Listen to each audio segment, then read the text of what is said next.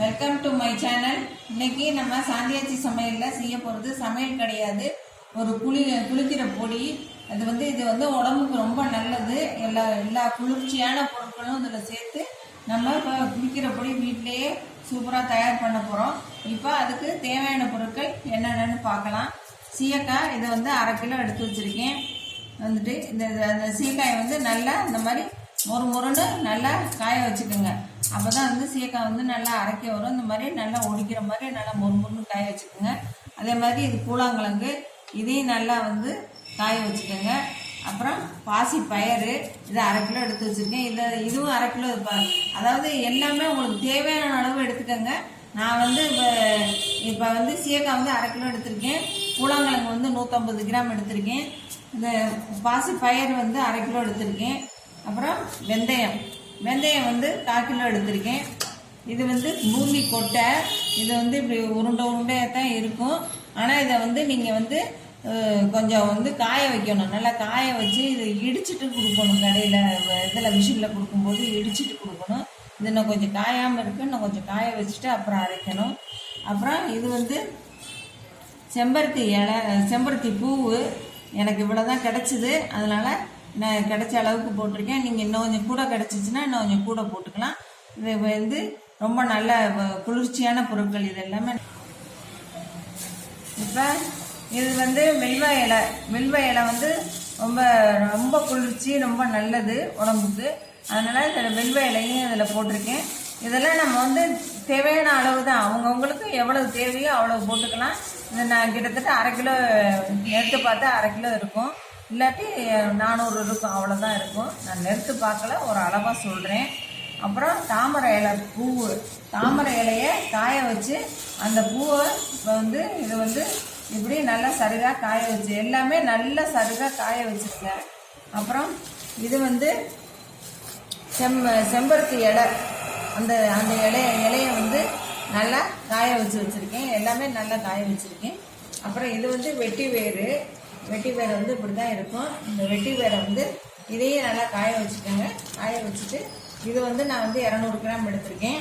அப்புறம் அருகம்புல், இது வந்து ஒரு 1/2 கிலோ எடுத்திருக்கேன். அருகம்புல் இது வந்து கிடச்சிச்சின்னா உங்களுக்கு எவ்வளோ கிடைக்கிதோ அதெல்லாம் எடுத்துக்கோங்க.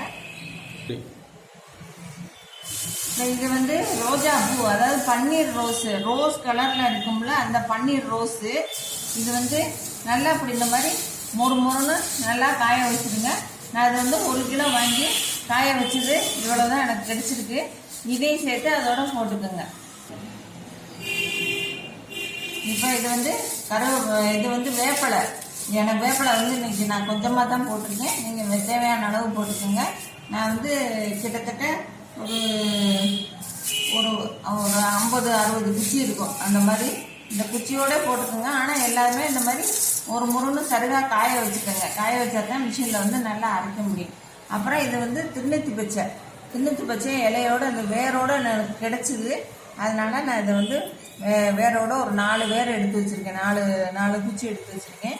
இதையும் நீங்கள் வந்து இதோட சேர்த்துக்கோங்க. இப்போ இது வந்து ஆவாரம் பூவும் இருக்குது, இலையும் இருக்குது. இப்போ வந்து நான் பூ இன்னும் காமிக்கலை, இனிமேல் தான் காமிக்க போகிறேன். இது வந்து இந்த மாதிரி இந்த பாருங்கள், இதுவும் அப்படியே நல்லா நசுக்கும் போது நல்லா ஒடியணும். அந்த மாதிரி ஒடிகிற அளவுக்கு இதையும் எடுத்து வச்சுக்கோங்க. ஆவாரம் இலை. இப்போ இது வந்து மருதாணி இலை. அதாவது இந்த மருதாணி அதாவது இப்படி ஆஞ்சு வைக்கணுங்கிறது கிடையாது. நீங்கள் குச்சியோட கூட வச்சுக்கலாம். ஆனால் நல்லா மொறுன்னு இந்த மாதிரி நல்லா மொறுன்னு காய வச்சுருங்க. அப்புறம் இது வந்து தும்பப்பூ செடி, அப்படியே நான் வந்து தும்பப்பூவோட காய வச்சு வச்சுருக்கேன். அப்புறம் இது வந்து ஆவாரம்பூ, இதுவும் நல்லா மொறுன்னு நல்லா காய வச்சுருக்கேன். அப்புறம் துளசி, எனக்கு துளசி இவ்வளோ தான் கிடச்சிது. அதனால் கொஞ்சோண்டு துளசி போட்டிருக்கேன். உங்களுக்கு இதெல்லாமே வேணுங்கிற அளவு தான். இது வந்து அளவே கிடையாது. அவங்கவுங்களுக்கு என்னென்ன கிடைக்குதோ இந்த பொருள் தான் போடணுங்கிறது கிடையாது. இன்னைக்கு எனக்கு இவ்வளவு பொருள் கிடச்சிது, அதனால எல்லாத்தையும் போட்டிருக்கேன். இன்னும் ஒன்று கருவேப்பிலை மட்டும் போடணும். இப்போ அதை மட்டும் காமிக்கிறேன். இப்போ இது வந்து கருவேப்பிலை. கருவேப்பிலை வந்து ஆப்ஷன் தான், உங்களுக்கு வேணா போட்டுக்கலாம், வேண்டாட்டி இருக்கலாம். நான் வந்து என்கிட்ட இருந்தது, இது கொஞ்சம் முத்தலாக இருந்தது கருவேப்பிலை.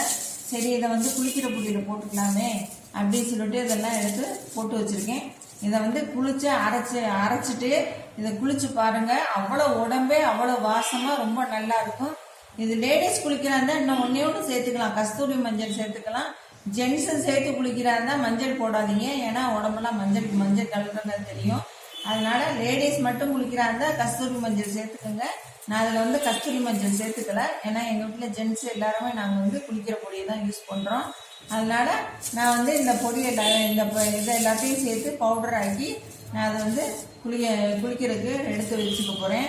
நீங்களும் இது மாதிரி எல்லோரும் கண்டிப்பாக செஞ்சு பாருங்கள். இந்த சாந்தியாச்சி சமையலில் இது வந்துட்டு ரொம்ப ரொம்ப ஃபேமஸ். இது வந்துட்டு நான் வந்து எப்போதுமே வந்து இந்த பொடி தான் போட்டு குளிக்கிறது.